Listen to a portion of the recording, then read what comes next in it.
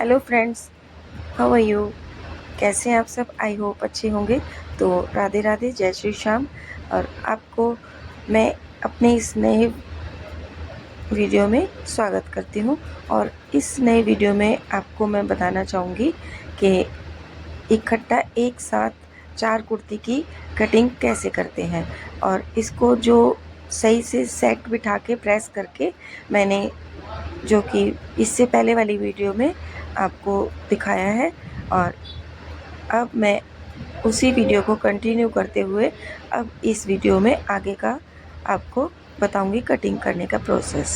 ठीक है, इस तरह से मैंने लाइन लेके और एक्स्ट्रा कपड़े की कटिंग कर ली है, और इस नाप से मैं कुर्ती की कटिंग करूँगी। ठीक है, ये आपके सामने नाप है, मैं आपको बोल के भी बता रही हूँ, वीडियो में भी बता रही हूँ कि इस नाप की कुर्ती की कटिंग मैं करूँगी।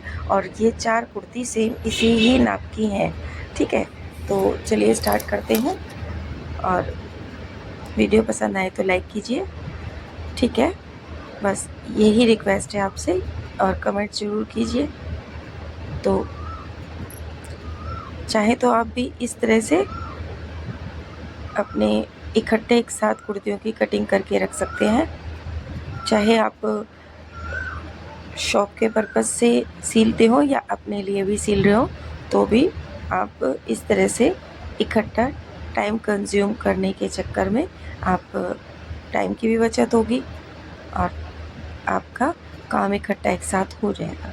ठीक है, तो इस तरह से सबसे पहले मैंने लिया है तीरा, जो कि हमारा तीरा मेन तीरा था, उतना लेके उसमें से 1.5 मैंने पीछे रखते हुए एक लाइन लगाई है। और जितना ये हमने 5.5 हमारा जो ऊपर तीरा हमने लिया था, उसी में हाफ प्लस करके एक नीचे आर्म होल के लिए लंबाई के लिए निशान लगा दिया। उसके बाद मैं कमर के लिए निशान लगाऊंगी, फिर उसके बाद तीसरा निशान लगाऊंगी मैं हिप के लिए। ओके, इतना करने के बाद अब मैं अपने जो आर्म होल के लिए निशान लगाऊंगी। ठीक है, अब ये देखिए, जितना हमारा ऊपर फुल आर्म ये तीरा था, उतना नीचे मैं लेके और हाफ इंच पीछे करते हुए, और ध्यान रखें कि ये कपड़े एक के ऊपर एक ही हों, सरक ना जाए कोई सा। वैसे सरकेंगे नहीं क्योंकि कॉटन है, एक दूसरे से ऐसे ठीक से जच जाते हैं ये। ठीक है, अच्छा जी, अब इसकी एक तिरछी लाइन खींच लेंगे, जो कि पीछे हटते हुए भी एक लाइन को और ड्रॉ कर लेंगे। अब इसको हाफ कर लेंगे हम। ठीक है, इसको इस तरह से हाफ कर लीजिए। हाफ करने के बाद एक निशान लगा लीजिए बीच में, और यहीं से हम अपने आर्म होल को कर्व देंगे और शेप देंगे, जो कि बैक का हमारा 1.5 इंच होगा। 1.5 इंच पे आर्म होल की शेप जाएगी, और फ्रंट वाले के लिए 1 की जाएगी। उसमें से एक पीछे करके हमने इस तरह से निशान लगा के और आर्म होल को शेप दे देंगे। और फिर उसके बाद अब हम आ जाते हैं अपने जो चेस्ट के लिए। चेस्ट हमारी जो भी है उसको 4th पार्ट कर लेंगे। ठीक है, अगर आपको इस तरह से करना आता है तो ठीक है, नहीं तो इंची टेप को हम इस तरह से डबल फोल्ड करके फिर एक बार और फोल्ड कर देंगे, आ जाएगा हमारा चेस्ट राउंड का 4th पार्ट। अब इस तरह से रख के हम एक निशान तो पहले ऐसे जो मेन लगा लेंगे। अब एज इट इज़ तो नहीं पहनी जाएगी, उसमें हम हाफ प्लस करेंगे। ठीक है, अगर जैसे आपको ये डाउट हो कि भाई कुर्ती कपड़ा जो है वो श्रिंक हो जाएगा, तो थोड़ा सा हाफ इंच से फालतू भी कर सकते हैं, ज़्यादा भी कर सकते हैं बढ़ा के, बट मैं इधर हाफ इंच ही लूँगी। ठीक है, अच्छा जी, अब यहाँ हमारा आ गया हमारा चेस्ट राउंड। अब हम यहीं से अपनी जो आर्म होल को शेप दे देंगे, और 2 इंच आगे बढ़ा के एक्स्ट्रा मार्जिन जो हम रखेंगे। ठीक है, और इस तरह से चेक कर लेंगे हमारे चारों पार्ट, जो कुर्ती चारों हैं ना ठीक से। अच्छा, फिर उसके बाद हम शेप दे देंगे। ठीक है, और वीडियो पसंद आए तो लाइक कीजिए। अगर मेरे समझाने का तरीका आपको समझ आ रहा है तो प्लीज़ कुछ इशारा, जैसे मुझे पता लगे कि हाँ आपको मेरा समझाया हुआ समझ आ रहा है, तो कमेंट ज़रूर कीजिए। ठीक है, अच्छा जी, तो इसके बाद हम एक निशान, वैसे अगर हैवी चेस्ट होती तो एक निशान हम नीचे ज़रूर लगाते 3 इंच पे, लेकिन यहाँ पे नॉर्मल है इसलिए हम नहीं लगाएंगे। अब हम आ जाते हैं अपनी कमर के लिए। तो कमर का निशान पहले हम कपड़े को एडजस्ट ज़रूर करते जाएंगे बीच बीच में, ताकि कुछ मिसिंग वगैरह ना हो जाए एक भी कपड़ा। ठीक है। अच्छा जी, फिर उसके बाद हम लेंगे अपनी कमर। कमर के निशान के लिए भी हम सेम उसी तरह से करेंगे। अगर आपको अपनी कमर का 4th पार्ट निकालना आता है अगर तो ठीक है, नहीं तो बिगनर है तो इस तरह से इंची टेप रख के आप 4th पार्ट में डिवाइड करके आप कर सकते हैं। ठीक है। अब मैंने कपड़ा भी ठीक कर लिया और सेम उसी तरह से आपको मैं इस तरह से बताती जाती हूँ, ताकि ये देखिए इस तरह से इंची टेप को फिर से मैं आपको बता रही हूँ 4th पार्ट कर लेंगे हम अपनी कमर का। ये देखिए पहले करेंगे जो भी हमारी कमर है ये उसका डबल फोल्ड करके फिर उसको 4 फोल्ड में कर लेंगे। ठीक है।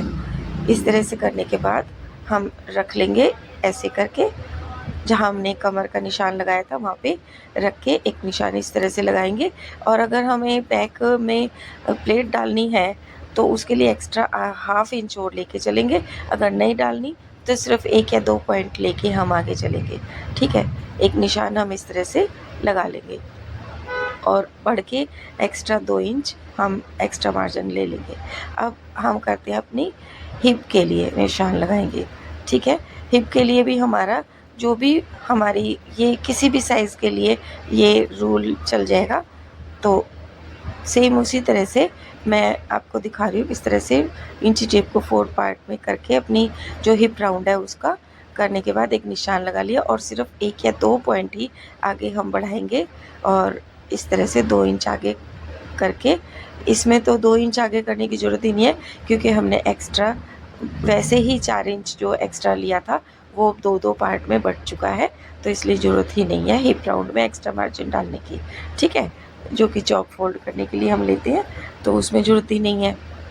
अच्छा जी, अब हम यहाँ पर अपना शेपर पट्टी से भी कर्व का ये निशान लगा सकते हैं, सीधे कर सकते हैं इनको, लेकिन वो हैवी साइज़ में ज़्यादा ठीक रहता है। इधर हैवी साइज़ की कुर्ती नहीं है तो मैं स्केल से ही कर लूँगी। और जैसे ये निशान बीच में मैंने लगाए थे उन निशानों को हम इस तरह से निशान लगाएंगे कि कुछ हमारे जो निशान हैं उनको साथ में लेके चलेंगे, ना कि हम उसमें एक ट्रायंगल जैसा कुछ बना देंगे। नहीं, उससे गलत हो जाएगा, वहाँ पे झोल आ जाएगा, चुन्नटें आ जाएंगी तो वो गलत लगेगा।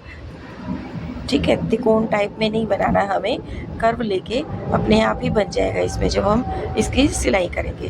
तो ठीक है, इस तरह से मैंने निशान लगा लिए हैं कुर्ती में। अब मैं कर देती हूँ इसकी कटिंग। और अगर यहाँ तक वीडियो आपको पसंद आई तो प्लीज़ लाइक कीजिए, शेयर कीजिए, सब्सक्राइब कीजिए मेरे चैनल को। और ऊपर से 1/2 इंच थोड़ा सा इस तरह से तिरछा करके हम ले लेंगे और ये 2.5 इंच यहाँ से नाप लेंगे, निशान लगाएंगे गले के लिए। अब देखिए ये मेरा यहाँ पे आ चुका है, बिल्कुल ठीक है। 1/2 इंच मार्जिन भी है जिसमें कि सिलाई के लिए हमें जो चाहिए। ठीक है। इतना करने के बाद और प्लेटों जो बैक प्लेट हम लगाएंगे वो हम मशीन पे लगा लेंगे। ठीक है। सॉरी। तो सबसे पहले मैं बाहर निशानों पे कटिंग करती जाऊंगी और वो भी ऊपर की फ्रंट वाली कुर्ती पे। ठीक है। इस तरह से निशान करती जाऊंगी और कटिंग करती जाऊंगी। बार मतलब एक के बाद एक कटिंग करूंगी, इकट्ठा एक साथ तो कैंची मेरी नहीं चलेगी, तो इसीलिए मैं एक एक कुर्ती की कटिंग ऐसे करती जाऊंगी। ठीक है। इससे अगर ये होगा कि कुछ भी थोड़े बहुत मेरी गलती होगी कटिंग में तो बाकी की कुर्तियाँ तो बच जाएंगी गलती होने से। ठीक है। तो वैसे गलती की कोई मेरे शायद संभावना नहीं है, पर फिर भी इस तरह से मैंने कुर्ती की जो कटिंग कर ली है। और अब मैं करूँगी फ्रंट पार्ट की हल्की सी जो गोलाई होती है वो। ठीक है। सेम इसी तरह से मैं जो है नाप भी बाहर की साइड निकाल लूँगी। ठीक, दूसरी कुर्ती के लिए भी मैं दूसरी साइड में जैसे कुर्ती के लिए निकाल लूँगी। बाकी कुर्तियों में भी इसी तरह से निशान लगाती जाऊँगी मैं। जो आर्म होल की कटिंग होती है फ्रंट पार्ट के लिए वो भी कर लूँगी। ठीक है। ये जो मैंने कुर्ती की रखी है फ्रंट और बैक पार्ट दोनों चारों कुर्तियों के अलग अलग ही रखे हैं। ठीक है, इस तरह से मैंने एक कुर्ती की कटिंग कर ली है और ठीक मैं बाकी कुर्तियों की भी कटिंग कर लूँगी। अगर आपको वीडियो पसंद आई है तो ये देखिए, वीडियो पसंद आई है तो प्लीज़ लाइक कीजिए, शेयर कीजिए, सब्सक्राइब कीजिए मेरे चैनल को और कमेंट ज़रूर कीजिए। और नेक्स्ट वीडियो आप किस चीज़ के कौन सी कुर्ती या कौन सी स्टिचिंग, कौन सी कटिंग के बारे में देखना चाहते हैं तो प्लीज़ कमेंट्स करिए। और चलिए अब विदा लेती हूँ, बाय बाय, मिलती हूँ नेक्स्ट